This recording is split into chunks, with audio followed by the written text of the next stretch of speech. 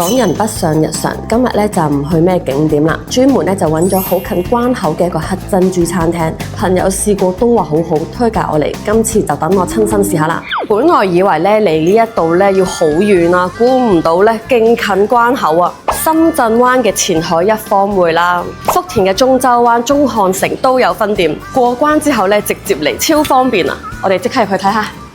呢度個環境咧真係好有驚喜啊！唔係嗰啲咧好浮誇嘅高級感，係一種咧好有東方啊啲美學嘅格調。佢每一間房咧都好有特色嘅。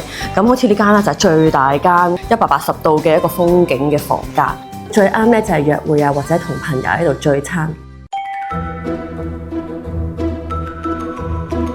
第一道餸咧，我哋食咧就係呢個涼菜啊，勁靚咯，好似一幅山水畫咁，有啲唔係好捨得食啲。酸酸地、辣辣地，但係好開胃喎！哇，第一道菜已經有驚喜啊！山珍脆丸，我們用的中山脆丸魚是一道涼菜。個脆丸係好脆，咁樣食咧唔係好似食緊魚咁啊，好似食緊有啲筆記貝啊、貝類嗰啲刺身咁樣感覺。好中意呢個菜。到呢個雙拼雞啦、豉油雞啦、葱油雞啦，咁平時我哋廣東粵菜咧就成日食到嘅呢兩款雞，咁但係咧佢就加少少川菜特色喺入邊啊！試咗個豉油雞先啦，哇，好靚啊！好嫩啊啲肉，果然係走地雞。同埋就算我連皮食咧都唔油膩，咁我試下呢個有冇同我哋平時唔同啦。我呢個雞又好靚，個味道咧就同平時我哋食嘅葱油真係有啲唔同啦，多咗少少藤椒嗰種香味啊。宮保多寶魚啊，呢個要隆重介紹，點解咧？因為聽講呢一個餸咧喺呢度已經賣出過超過30萬份，咁佢好特別嘅。首先佢用多寶魚，咁咧個汁咧就係用四川咧成日食到嘅宮保雞丁嘅汁去做呢一個菜，就將雞又換咗呢個多寶魚。試下先，出邊係包咗一層甜甜地個醬啦。你一嗌咧，佢哋先湯嘅，係超新鮮，啲魚肉係勁嫩。我覺得呢個係一家大細都好啱食。毛血旺啊，哇，真係勁多料咯。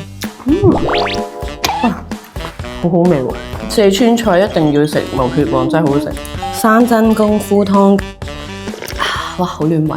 呢個就係雲南小菇炒呢個肉瓜，好好食啊！呢個湯，哇！最後食埋呢個甜品，真係好圓滿。呢一間咧黑珍珠嘅餐廳咧，真係名不虛傳，啲嘢真係好好食，同埋好有特色。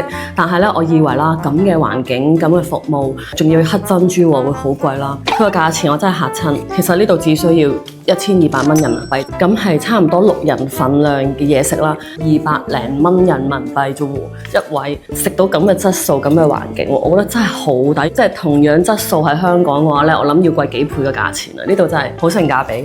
最加分嘅位咧就係非常之近關口，過關之後咧好快就可以到，服務都非常之好，好到位，但係又唔會過分打攪。仲有好多服務員咧都可以用粵語溝通嘅，對香港人真係好友好啊！店裏邊咧有唔同大細嘅房間，滿足晒咧唔同人數聚餐嘅需求。仲有佢哋食材咧都係當天新鮮採購嘅，辣度咧亦都可以調配，唔中意食辣嘅朋友咧都可以食到。